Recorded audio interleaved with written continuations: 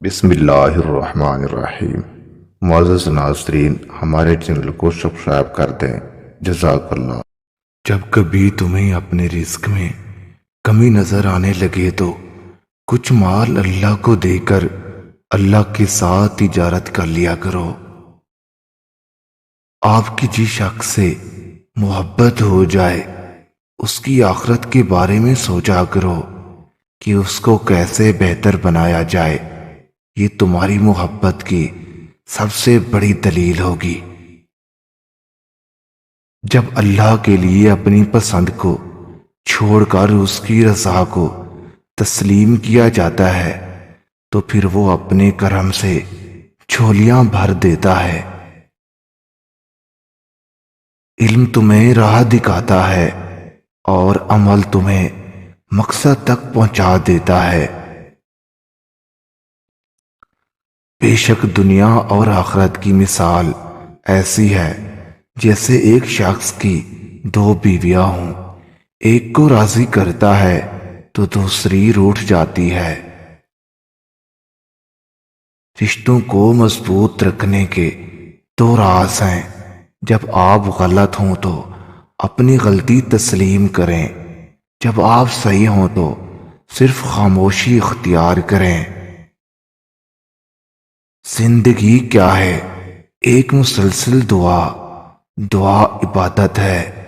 یہ ڈوبتے کے لیے سانس اور قیدی کے لیے آزادی ہے۔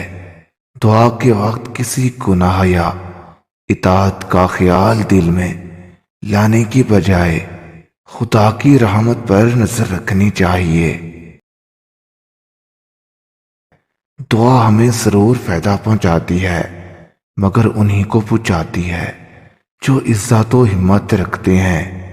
جو آدمی دعائیں نہیں مانگتا خدا اس کی دعا قبول نہیں کرتا۔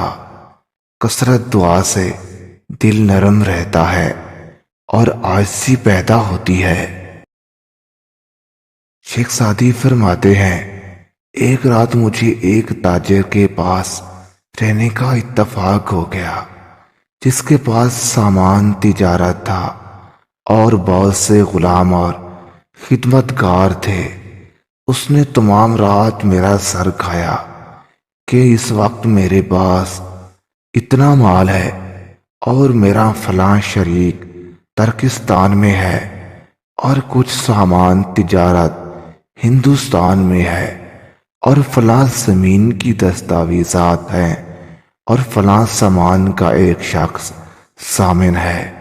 کبھی کہتا ہے کہ سکندریہ جانے کا خیال کر رہا ہوں اور وہاں کی آب و ہوا اچھی ہے، کبھی کہتا تھا کہ وہاں کا دریا خطرناک ہے، پھر کہنے لگا سعدی صاحب مجھے ایک سفر اور درپیش ہے، اگر وہ پورا ہو جائے تو پھر بقیہ زندگی اللہ کی عبادت میں گزاروں گا۔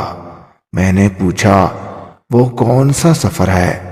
کہا فارس کی گندھک چین میں لے جانا چاہتا ہوں کیونکہ سنا ہے اس کی وہاں بہت قیمت ہے اور چینی گلاس روم میں لے جا کر فروخت کروں گا۔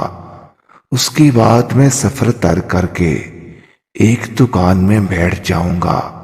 اس قسم کا خیالی پلاؤ پکاتا رہا۔ شیخ صاحب نے آخر کار جواب دیا کہ ایک بات میں تجھے سناتا ہوں کہ ایک تاجر کا سامان سواری سے گر گیا۔ وہ اس کو تلاش کرنے میں دن رات لگا رہا۔ وہ بولا کہ دنیا اور حس کی آنکھ کو یا تو کنایت بھرتی ہے یا قبر کی مٹی۔ واقعی دنیا دار کی حرص بھی ختم نہیں ہوتی، بس مرکز ہی ختم ہو جاتا ہے۔ انسان کی حرص کو پیٹ کی مٹی ہی بھر جاتی ہے یا بھر سکتی ہے۔ صبح آئے تو شام کی فکر نہ کرو اور شام ہو تو صبح کی فکر نہ کرو، بلکہ اپنے آپ کو اہل قبور میں سے شمار کرو۔ آج ہی کا تھوڑا سا وقت زندگی کا باقی ہے۔ 3 آدمیوں کی دعا اللہ کبھی رد نہیں کرتا۔ ایک روزہ دار کی افطار کے وقت، 2 عادل بادشاہ کی دعا، 3 مظلوم کی دعا جس کے لیے آسمان کے سارے دروازے کھول دیے جاتے ہیں۔ حق کے راستے میں سب سے بڑی سختی یہ آتی ہے کہ انسان تنہا رہ جاتا ہے۔